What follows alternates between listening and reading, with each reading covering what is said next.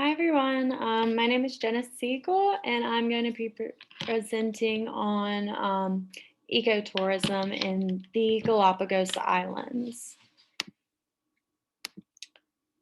The outline of the presentation is shown here. We're going to start off with reviewing some background information on the Galapagos and then transition into ecotourism issues and the solutions.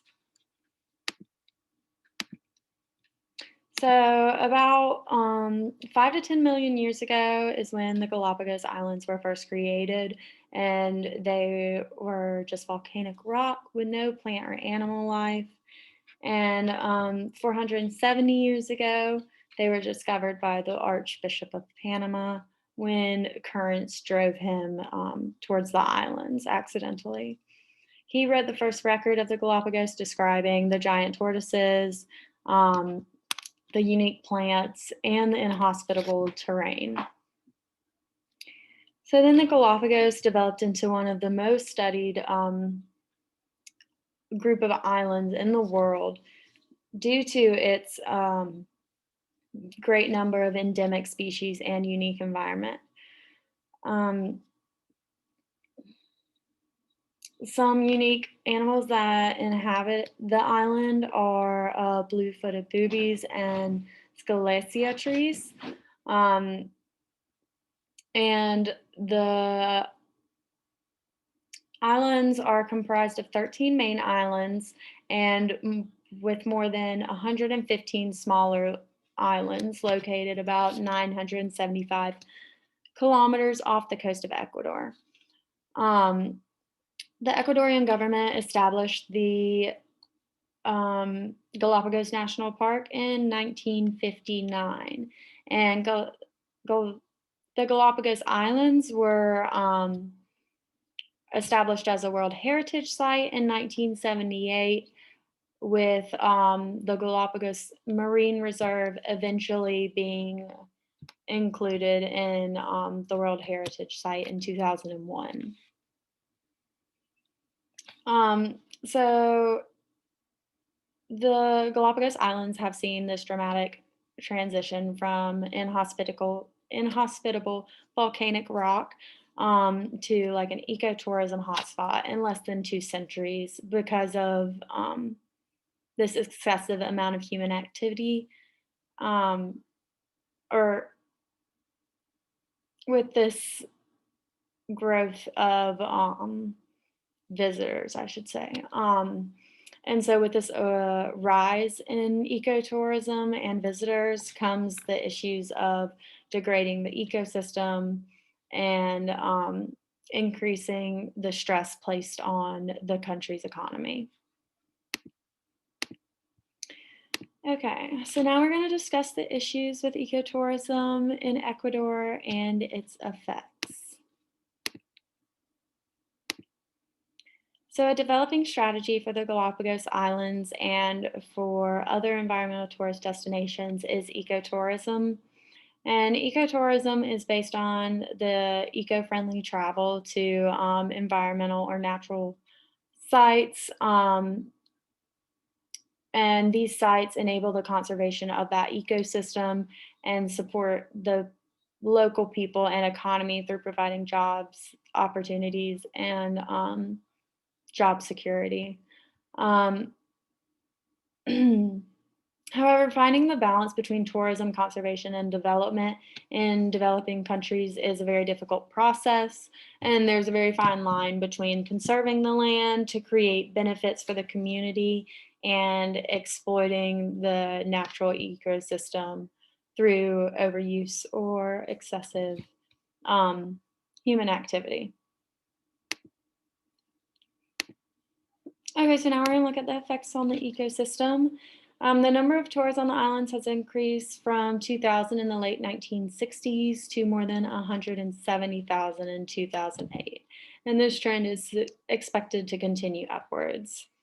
The visitors have also shifted from having a conservationist kind of attitude and outlook to more of casual tourists who take shorter tours and typically are more taxing on the environment.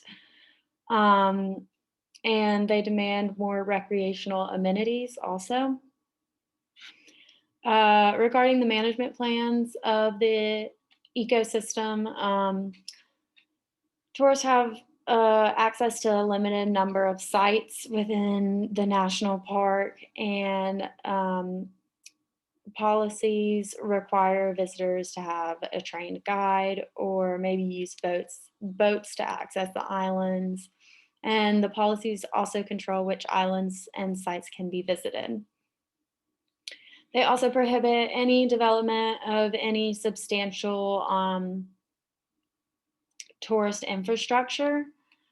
But these management strategies have become increasingly inadequate because of the growing demand for tourism and their tourist development.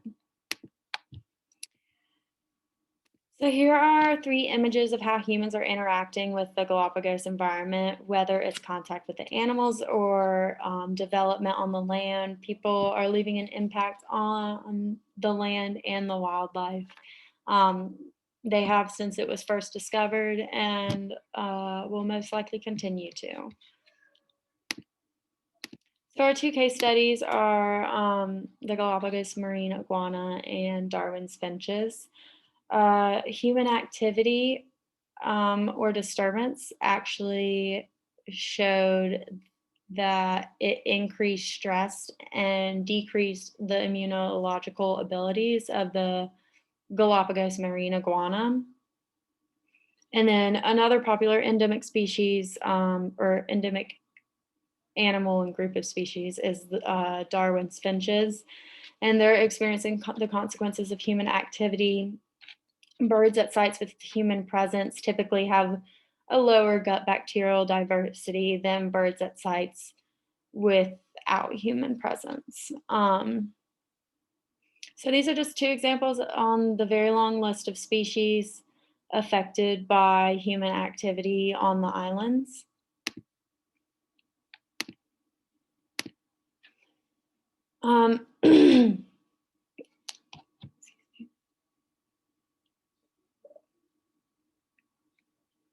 So the Galapagos economy has experienced drastic changes from 1999 to 2005, with a large increase in visitors and also a large population growth due to people immigrating to the islands. The revenue made in the Galapagos Islands does not all enter the island economy. The Galapagos Islands ecotourism revenues are also essential for Ecuador's economy. Um, the poor social, political, and economic circumstances in Ecuador jeopardize the development of the country's sustainable tourist industry, unfortunately.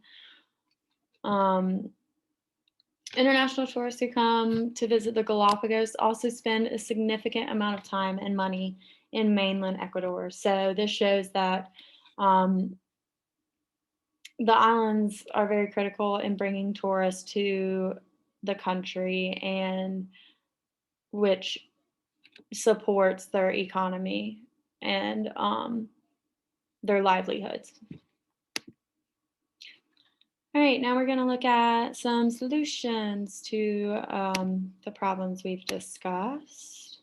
And we want to find a way to conserve the environment while also keeping economic stability. So the first solution is to have longer tours.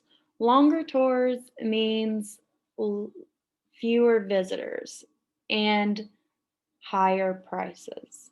So reducing the total number of tourists would reduce the number of invasive species introduction. It would also relieve the landscape of excessive use. So the price of a long tour is approximately $3,200, while the short tour costs only $1,500. And the average marginal willingness to pay when looking at a longer tour with an in-depth nature experience was 1.8 times greater than a short tour that just overviews the islands. So if the islands have a smaller number of visitors staying for a longer period of time, it presents less of a risk for the environment, and it maintains the tourism revenues. Having this pricing strategy and inelastic demand for long tours enables managers to modify access fees or entry fees to protect the wildlife without negatively affecting their revenues.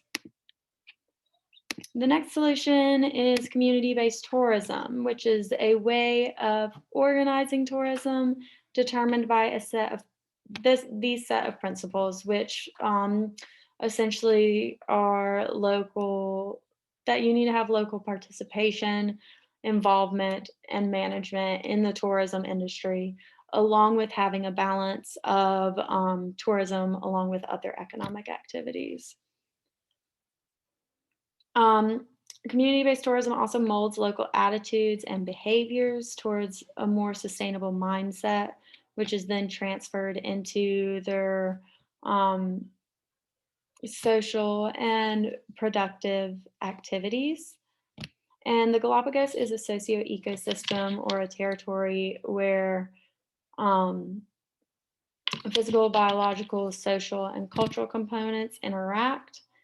And they explain to maintaining this is resilience, and they must be able to absorb disturbance and maintain essentially the same function and structure. Um, Community-based tourism provides employment and business opportunities, and it also leads to job diversification and security for the local people.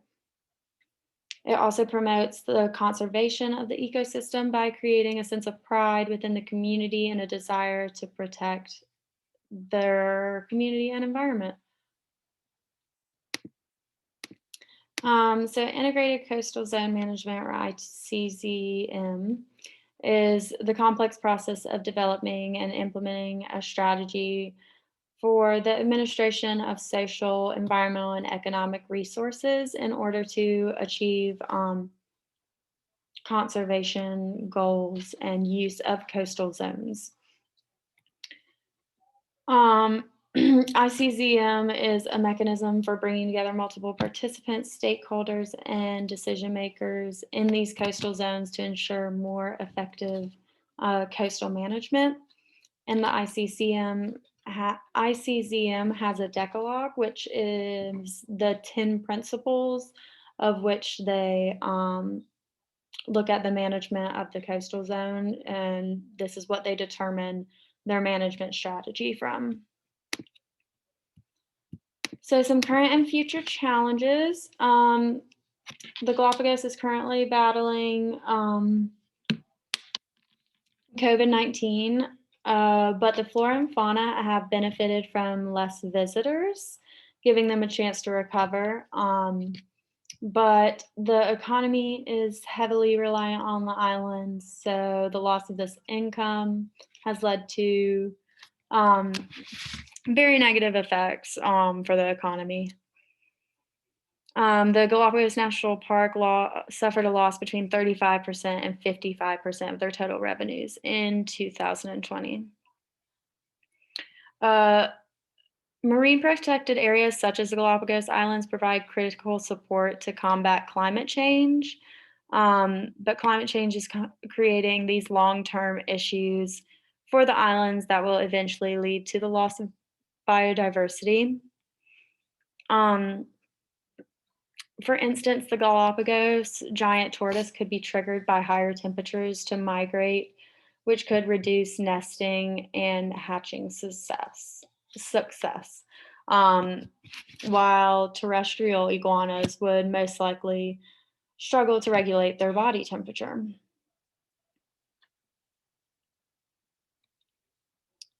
Okay.